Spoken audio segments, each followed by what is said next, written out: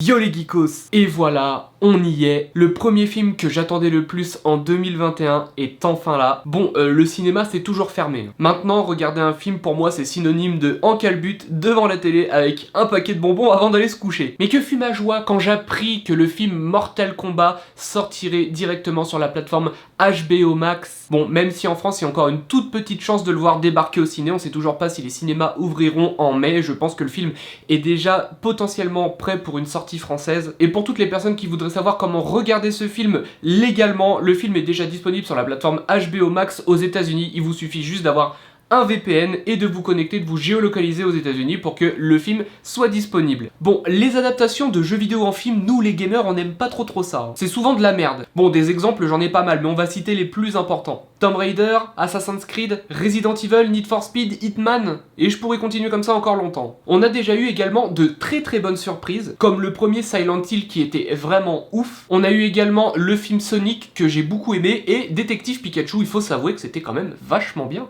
Et là, James Wan, jusqu'à maintenant spécialisé dans le film d'horreur avec par exemple les Conjuring ou dans le super-héros avec Aquaman, débarque et propose de faire une adaptation du jeu vidéo Mortal Kombat. Oui, pourquoi pas? On voit qu'il est à l'aise dans plusieurs styles de films différents, donc un film de baston carrément chaud. Et donc, qu'est-ce que ça donne ce fameux Mortal Kombat? Et ben pour moi, c'est comme si j'avais été un canard et qu'on m'avait gavé de bouffe pour faire du foie gras. Le film est un énorme gâteau de fanservice qu'on t'enfonce très profondément dans la gorge. C'est pas non plus excellent, c'est même des fois pas très bon, c'est pas raffiné, c'est très calorique, mais il y a quelque chose qui nous y fait retourner constamment. Et une fois qu'on a fini de tout manger, on se dit... Merde, j'ai encore un peu faim. On va commencer par le scénario. Mortal Kombat de base c'est un jeu en 2D qui est sorti sur Super Nintendo, sur Master System, enfin sur des consoles rétro aujourd'hui. Déjà à l'époque pour un jeu de baston, de proposer quelque chose qui était jouable et agréable à prendre en main c'était un exploit, donc on n'allait pas foutre une équipe supplémentaire qui allait broder une histoire autour de cet univers. En principe on te balançait un tout petit paragraphe à l'arrière de ta boîte du jeu que tu lisais aux chiottes avant de lancer le jeu pour la première fois sur ta console, ou au démarrage du jeu t'avais un petit paragraphe voilà qui pose le décor de l'univers, et basta. Et ben là j'ai l'impression que ce tout petit paragraphe a duré 1h45. Je veux pas vous spoiler un soupçon du film, donc je vous parlerai pas du scénario. Mais sachez que dans le monde de Mortal Kombat, il y a des gentils, il y a des méchants, les méchants veulent le monde des gentils, les gentils veulent pas alors se battre dans le... Bon, bien sûr, j'abuse, hein. Il y a des histoires de clans, des histoires de mondes différents, des histoires de dieux, mais encore une fois, je préfère laisser aux néophytes le plaisir de découvrir l'univers dans ce film. J'aime pas trop le plan que ça fait, donc je vais juste vous baisser un tout petit peu, hop, excusez-moi. On va quand même parler quelques minutes du traitement des personnages. Dans un film Mortal Kombat, le plus important, si c'est pas l'histoire, c'est quoi? C'est les personnages. Dans le film, on va suivre principalement un seul personnage, qui n'existe pas dans l'univers du jeu vidéo. Il a donc été créé spécialement pour les besoins du scénario. Et vous imaginez bien que si c'est le personnage principal, il a forcément un lien de près ou de loin avec un autre personnage très connu de Mortal Kombat. Mais ça, vous l'apprenez dès les premières minutes du film, donc c'est pas vraiment un spoil. Pour tous les autres personnages, on va te balancer une phrase ou deux pour t'expliquer le background et puis basta. Par exemple, bonjour, et bien présentez-vous. Bah moi c'est Sonya Blade, je fais partie des forces spéciales et lui c'est Jax et il est avec moi. Bon, bah c'est par où le... Pour les méchants, c'est exactement pareil à quelques détails près. Je vais pas non plus vous spoiler tous les personnages du film, je vous laisse un petit peu de surprise. D'autant plus que si vous avez vu les teasers, les bandes annonces, les articles, vous en aurez pas beaucoup de surprises honnêtement. Bon, il y a quand même de nouvelles têtes chez les méchants qu'on n'a jamais vu dans les jeux vidéo et qu'on vous présente pas, donc bah battez-vous. Le traitement de certains personnages est vachement cool, je trouve personnellement. Que ce soit Scorpion, Sub-Zero, Raiden, malgré que Raiden soit vachement en retrait dans ce film alors qu'il est ultra important. Et il y a certains traitements de personnages, j'ai pas compris. Liu Kang par exemple, il parle qu'avec des proverbes. Il parle en proverbes comme si c'était un vieux sage Shaolin qui avait plus de 100 ans, mais alors que c'est un jeune, c'est un tout jeune. Qu'est-ce que t'as à parler comme ça? Et en plus, je trouve que l'acteur jouait pas très bien personnellement. Et d'ailleurs, il y a plusieurs acteurs qui jouent pas très bien au sein de ce film, et pas mal de fois, ça m'a un peu sorti du film en fait. Et il y a un autre truc qui m'a choqué de ouf. De toute façon, si vous avez vu les bandes annonces ou les teasers ou rien que les fiches perso des personnages qui seraient présents au sein du film, Mileena est afro-américaine. L'actrice derrière Mileena est afro-américaine. Alors, je vais vous spoiler quelque chose qui n'est pas du film, parce que le personnage auquel Mileena est liée n'est pas dans ce film. Ce qu'il faut savoir, c'est que dans les jeux vidéo, Mileena est un clone de Kitana. Kitana est 100% asiatique. Et là, on nous propose une Mileena qui est afro-américaine, ce qui n'a aucun sens car ça change entièrement le background du personnage du jeu vidéo. Et pareil, d'intégrer Milena au film alors que Kitana n'est pas là, j'ai trouvé ça vachement chelou. Car l'histoire principale de Milena tourne autour de Kitana. Enfin bref, vous l'aurez compris, niveau personnage, je suis quand même un peu déçu. Même si c'est un premier film, je m'attendais à avoir quand même beaucoup plus de personnages. Là, grossièrement, on a une dizaine de personnages en tout, et en plus, c'est pas les plus importants des deux côtés. C'est comme si on t'offrait le nouveau jeu Mortal Kombat, que tu le lançais, qu'il y avait que 10 personnages, et qu'on te disait, bah voilà, amuse-toi, allez. Surtout qu'il y a certains personnages qui meurent grave rapidement, et il y en a même certains qui donnent pas un seul coup. Autant que des fois, il y a des tout petits détails qui te font comprendre que le film a été fait quand même par des gros fans de Mortal Kombat, et des fois, t'as l'impression que c'est la Warner qui pilote la chariote tellement c'est brouillon et incohérent. Et donc, pour éviter d'avoir à vous balancer un peu plus de scénario ou de personnages, etc., on va passer à la mise en scène qui est vraiment le plus important dans ce film. Clairement, le scénario existe pour permettre à la mise en scène d'évoluer, et non l'inverse. Les combats, de manière générale, sont plutôt bien chorégraphiés, mais pas tous. On n'est pas non plus sous un sous-film d'arts martiaux à la con comme le serait Dragon Ball Evolution, quoi. La majorité des scènes de baston sont quand même cohérentes et bien réalisées, on passe du kung-fu au MMA, au free fight, etc. C'est quand même vachement bien foutu, chaque personnage a son style de baston. Puis chaque scène de baston permet au gore de s'exprimer, parce que c'est pas ce qu'on attend d'un film Mortal Kombat, du sang, des boyaux, des décapitations et compagnie. Et bah c'est vachement bien respecté à ce niveau-là, parce que oui, le film est extrêmement gore. Chaque coup donné est fait pour tuer, chaque entaille laisse sortir des hectolitres de ketchup. On casse des bras, on ouvre des bides, on coupe des gens dans le sens de la hauteur, dans le sens de la largeur. Les fatalities sont quand même putain de jouissives. C'est la première fois que dans un film Mortal Kombat, on a le droit aux vraies fatalities du jeu. Et le fanservice a été tellement poussé que certaines fatalities du film sont exactement les fatalities du jeu. Je parle notamment pour Kung Lao et Liu Kang.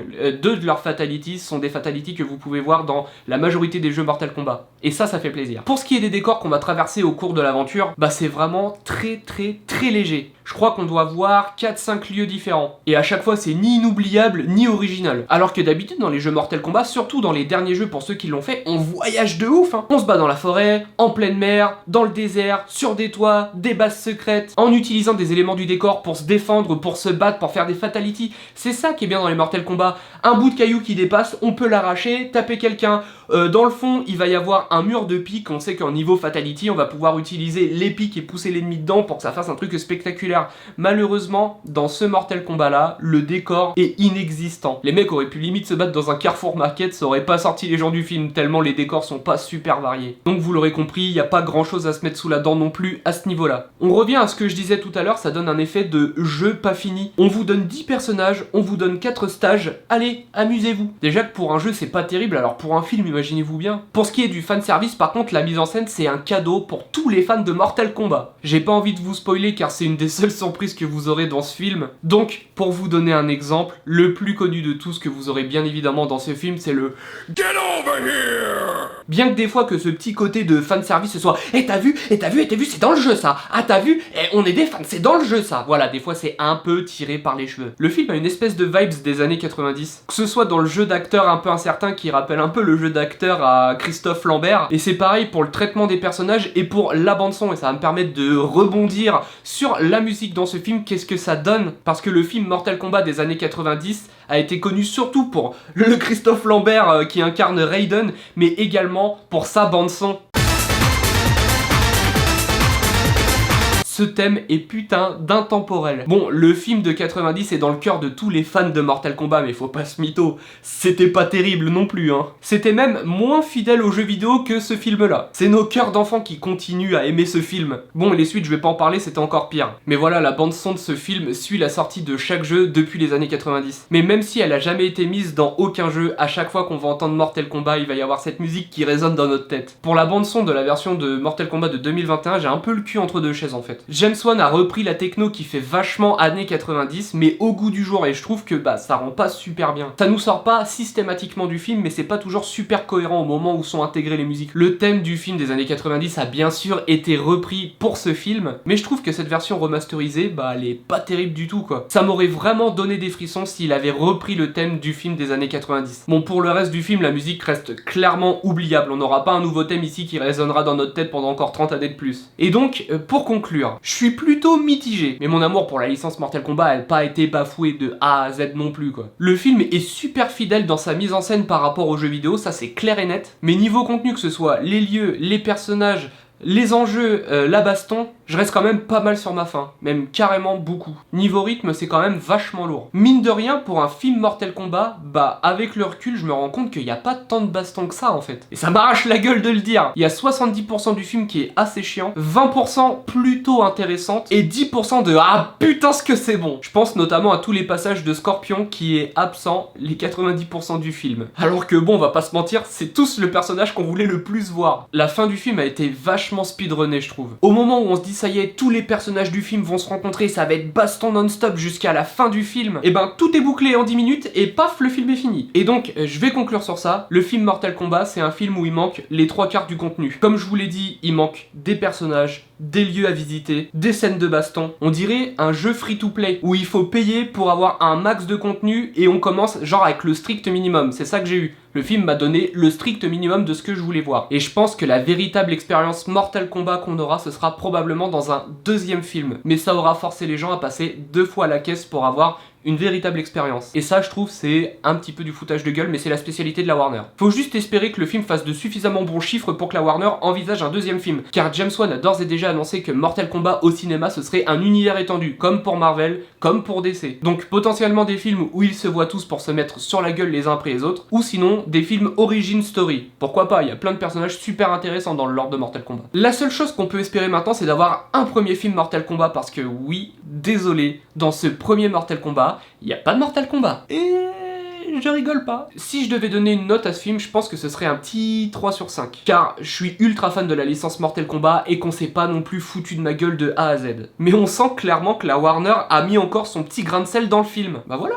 La petite critique, elle est terminée. Si toi aussi t'as vu le film, n'hésite pas à dire ce que tu en as pensé dans la zone des commentaires. On n'oublie pas de liker, de s'abonner, d'activer la petite cloche pour avoir toutes les actualités de la page YouTube de Fine & Geek. On n'oublie pas non plus d'aller visiter le site www.fineandgeek.fr qui est le premier site de comparateur et référencement sur les thèmes de la pop culture, la culture geek et la culture manga en France, en Suisse, en Belgique et à l'échelle de tout l'internet. On se retrouve dans une prochaine vidéo. En attendant, on se retrouve sur le site fineandgeek.fr qui est le premier site de comparateur et référencement sur les thèmes de la pop culture, la culture geek et la culture manga. Allez, salut!